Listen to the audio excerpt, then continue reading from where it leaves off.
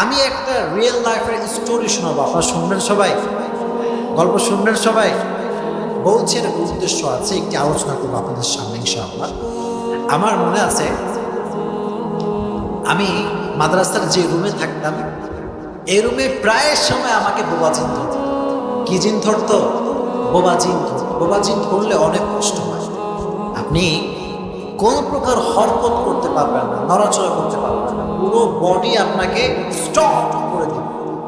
আপনি যেভাবে আছেন সেভাবে থাকবেন, কিচ্ছু করতে পারবেন না। এত আয়াত কুরসি করি, এত কিছু করি, কাজ হয় না। ধরছে তো ধরছে, 2 ঘন্টা 3 ঘন্টা ধরে রেখে দেয়। আমার এমনও দিন গেছে যে বোবাজিন আমাকে ধরছে, আমি বুঝতে পারছি আমাকে ধরছে, লড়তে পারবো না যেহেতু আমি ঘুমাই গেছি। লড়া যেহেতু যাবে না, ঘুমাই গেলাম। তো একদিনের ঘটনা আমার মনে আছে। প্রিয় ভাইয়েরা, আমি একদিন রাতের বেলা আমার মাদ্রাসার যে রুম আছে, রুমে আমি শুয়েছিলাম নিচে ফ্লোরে। কোথায়? ফ্লোরে। মনে রাখবেন, মাদ্রাসার আমরা পড়াশোনা করেছি, মাদ্রাসার লাইনের ছাত্ররা টিচারকে অলওয়েজ অন্যদের চাইতে রেসপেক্ট এবং সম্মান বেশি করে। এটা চিরসত্য কথা, এটা সবাইকে বিশ্বাস করতে হবে। ইভেন আমাদের মাদ্রাসার লাইনে ওস্তাদের গদিতে বসা, কিংবা ওস্তাদের চেয়ারে বসা, কিংবা ওস্তাদের খাটে শোয়া বসা, এটা মারাত্মক বড় একটি জঘন্যতম অপরাধ হিসেবে কনসিডার করা হয়। এটা কেউ ভালো চোখে দেখে না। তো আমি তো অলওয়েজ হুজুরের যে বেড মানে খাট আছে সেখান থেকে অলওয়েজ দূরে থাকতাম, খাটে বসতাম না, যেতাম না। এটা ভদ্রতার খাতিরে। তো একদিনের ঘটনা, রাত বাজে কত, সোমবারের দিন ছিল, রাত বাজে প্রায় 10:30 কিংবা 11টা। কয়টা বাজে? 10:30 কিংবা 11টা। আমার মনে আছে আমি টেবিল নিয়ে পড়ছিলাম, সামনে আমার টেবিলে পড়ছি। তো হঠাৎ করে আমার টেবিলের উপরেই মানে ঘুম চলে আসছে। অনেক সময় দেখবেন যে আমরা পড়তে পড়তে ঘুমায় যাই, এরকম হয় না প্রিয় ভাইরা? এরকম হয়। তো আমিও হঠাৎ করে মানে ঘুমাই গেছি, টেবিলের উপরে ঘুমাই গেছি আর কি।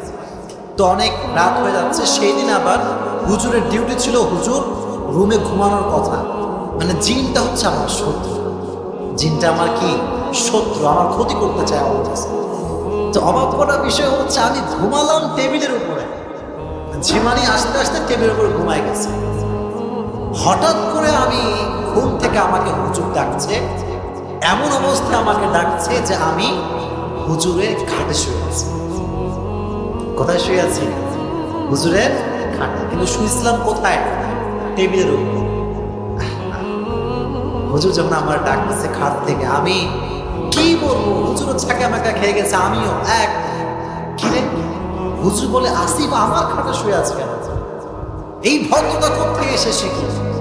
আমি উঠে বলি হুজুর হুজুর মাফ করে দেন, আমি বিশ্বাস করুন আমি নিচেই বসেছিলাম, কখন যে খাটে আসছি, কখন যে ঘুমাই গেছি কিচ্ছু টের পাই না। এজন্য প্রিয় ভাইরা, জিনের প্রভাব খুব খারাপ জিনিস। এটা যাকে ধরে তার অবস্থা খারাপ হয়ে যায়। আমি আমার লাইফে অনেক ছাত্রদেরকে দেখেছি জিনের প্রভাবে এত জিন এদেরকে জ্বালায়, পড়াশোনাই করতে পারে না। আমি আমার লাইফে দেখেছি ইভেন জিন যাকে ধরে বেশিরভাগ সময় দেখা যায় কোনো নারী জিনের প্রভাব যদি কোনো সুন্দর যুবকের উপরে পড়ে, শেষ, লাইফ ইজ টোটালি খতম। টোটালি কি খতম, শেষ হয়ে যাবে। এজন্য সকলেই ঘুমানোর পূর্বে আয়াতুল কুরসি করে ঘুমাবেন। জোরে বলেন, কি কুরসি? সকলেই পড়বেন 3 কুল। জোরে বলতে হবে, কয় কুল? প্রথমে সূরা ইখলাস, তারপরে সূরাতুল ফালাক, তারপরে পড়ে এই যে আমার দিকে, সবাই আমার দিকে তাকান, হাতে ফুল দিয়ে কপাল থেকে নিয়ে পুরো শরীরটাকে এভাবে স্পর্শ করবেন, মাসাজ। ইনশাআল্লাহ হাদিসে এসেছে যে ব্যক্তি 3 কুল করে ঘুমায়, জিন কিংবা শয়তানের প্রভাব তাকে প্রভাবিত করতে পারে। সুবহানাল্লাহ পড়েন। এজন্য সকলে ঘুমানোর পূর্বে আয়াতুল কুরসি করে ঘুমাবেন তো ইনশাআল্লাহ? জোর নাই রে ভাই, জোরে বলেন ইনশাআল্লাহ। এখন যেটি আপনাদের সামনে বলতে চাই সেটি হচ্ছে, অনেকের প্রশ্ন আমাদের কাছে যে হুজুর জিন কোথায় থাকে আর জিন কি খায়? এটা একটা অজানা বিষয় না প্রিয় ভাইরা? আমি কি বলে দেব সবাইকে? শুনবেন সবাই ইনশাআল্লাহ? অনেকের ইনশাআল্লাহ নাই, জবান খুলে বলেন ইনশাআল্লাহ। জিন কোথায় থাকে, জিন কি খায়, এটা অসাধারণ একটা বিষয়। এটা আমি রিসার্চ করেছি। প্রিয় ভাইরা মনে রাখবেন, নাস্তিক এবং অনেক মানুষ পৃথিবীতে এমন রয়েছে যারা জিনকে বিশ্বাসী করে। এরকম কিছু লোক আছে না নাই? বলে জিন বলতে কিছু নাই। না, ঠিক, জিন বলতে অবশ্যই পৃথিবীতে কিছু আছে। কোরআনের ভিতরে আল্লাহ তাআলা স্পেসিফিকলি একটা সূরা নাযিল করেছেন। সূরাটার নাম হচ্ছে কি? সূরাটার নামই হচ্ছে সূরাতুল জিন। জিন আছে কোরআনের সর্বশেষ যে আয়াত, মিনাল জিন্নাতি নাস। কোরআনেই তো জিনের কথা আল্লাহ উল্লেখ করেছে। আপনি বিলিভ না করে যাবেন কোথায়? কোরআনকে যে বিশ্বাস করে না সে মুসলমান ঘরের সন্তান হতে পারে? জিন কোথায় থাকে? জিন থাকে হচ্ছে ইলাল জাসাদ ওয়া মানাবিতিশ শাজার। জিন থাকে বেসিকলি দুইটি জায়গায়। জোরে বলতে হবে কয়টি জায়গায়? দ্বীপে জিনেরা থাকে। দ্বীপের নাম শোনেন নাই আপনারা? কক্সবাজারে অনেকগুলো দ্বীপ আছে, মহেশখালী দ্বীপ আছে, আমি গেছি, আমার মাহফিল ছিল এই বছরে মহেশখালী দ্বীপে। তো জিন থাকে এক নাম্বার জায়গা হচ্ছে দ্বীপ। কোথায় থাকে? দ্বীপে থাকে। দুই নাম্বার হচ্ছে ওয়া মানাবিতিশ শাজার, যেখানে অনেকগুলো গাছপালা জঙ্গলে ভরা। মনে রাখবেন এখানে যাবেন। বেশিরভাগ জিনরা বসবাস করে গাছে।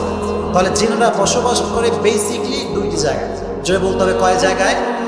এক নাম্বার দ্বীপ, দুই নাম্বার গাছ গাছালি কিংবা জঙ্গলে জিনেরা বসবাস করে। এখন প্রশ্ন হচ্ছে হুজুর জিনরা খায় কি? জিনেরা খায় কি? এটা জানার আগে একটি বিষয় বোঝেন। জিন জাতি একটি প্রাণীকে সবচেয়ে বেশি ভয় পায়। কয়টি প্রাণীকে? এর নাম হচ্ছে নেকড়ে বাঘ। এর নাম কি? নেকড়ে বাঘ। নেকড়ে বাঘকে আল্লাহ তাআলা একটা আলাদা শক্তি দিয়েছেন। মুফতি কাজী ইব্রাহিমের মুখ থেকে আমি শুনছিলাম, আল্লাহ ওনাকে নেক হায়াত দান করুন, আমিন। উনি বলছিলেন যে নেকড়ে বাঘকে আল্লাহ তাআলা একটা স্পেশাল পাওয়ার দিয়েছেন।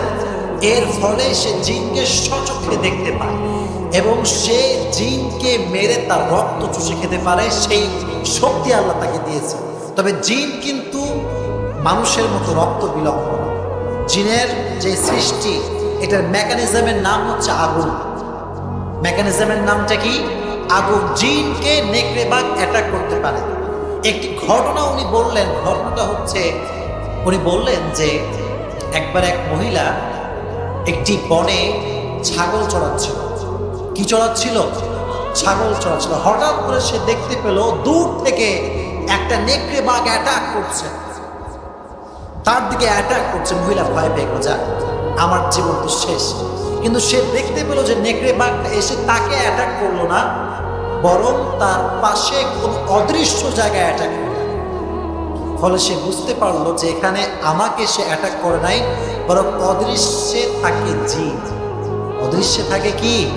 এজন্য হাদিসে এসেছে নেকড়ে বাঘ জিনকে অ্যাটাক করতে পারে। এই শক্তি নেকড়ে বাঘকে আল্লাহ তাআলা দিয়েছেন।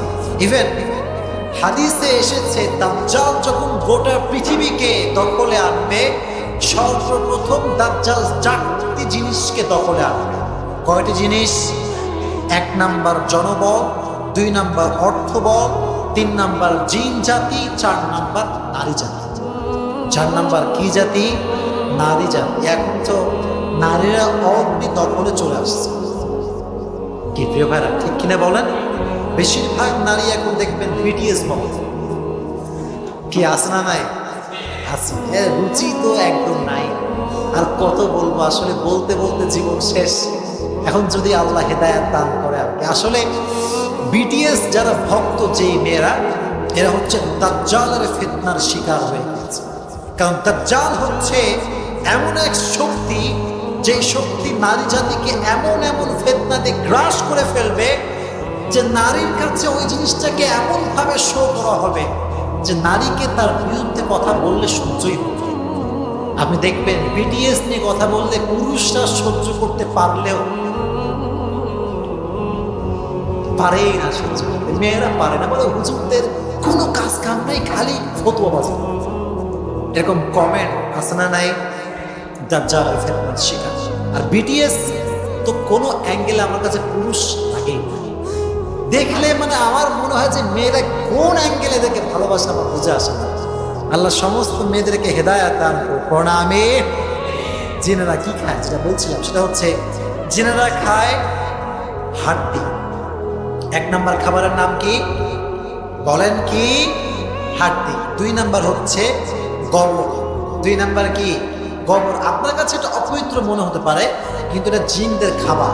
3 নাম্বার খাদ্যের নাম হচ্ছে জুমজুমা। জিনেরা খুলি খায়, মাথার খুলি। মাথার কি খায়? খুলি খায়। এজন্য জিনদের খাবারের নাম হচ্ছে হাড্ডি। এজন্য রাসূলের হাদিস আছে যে তোমরা হাড্ডি দিয়ে তোমরা শৌচাগার করবা না, তোমাদের শৌচকর্ম তোমরা হাড্ডি দিয়ে করবা না। কারণ হাড্ডি এটা পবিত্র একটি খাবার, যেটা জিনেরা খায়। এটা কারা খায়?